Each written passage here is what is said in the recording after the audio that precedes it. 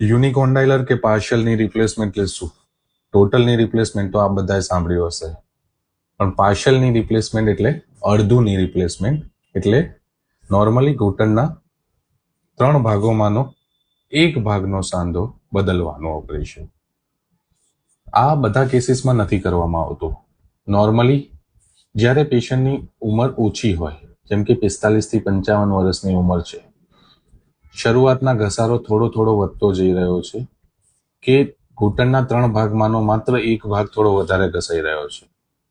દર્દીએ દવા લીધી, શેક કર્યો, કસરત કર્યા, ઇન્જેક્શનનો પણ ટ્રાય કર્યો, પણ દુખાવામાં રાહત નથી થતી અને રોજિંદુ જીવન બગડી રહ્યું છે. પણ કેસ કે તકલીફ એટલી બધી વધારે નથી કે ઘૂંટણના 3 કમ્પાર્ટમેન્ટ અફેક્ટ થાય અને ખૂબ જ પગ વાંકા વળી જાય કે તકલીફ થાય. હા, પણ દવા શેક ને કસરત તો નથી થતું.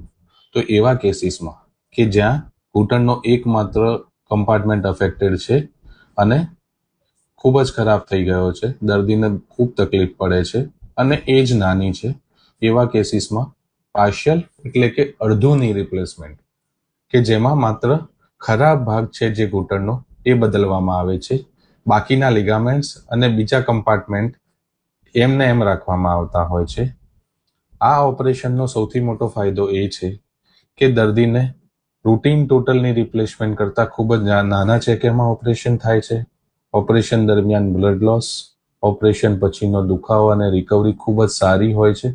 ખૂબ જ નહિવત ચેકામાં તેમજ ઓછા બ્લડ લોસ સાથે સર્જરી થતી હોય છે, એટલે પેશન્ટને જનરલ કન્ડિશનમાં પણ ફરક નથી પડતો હોતો.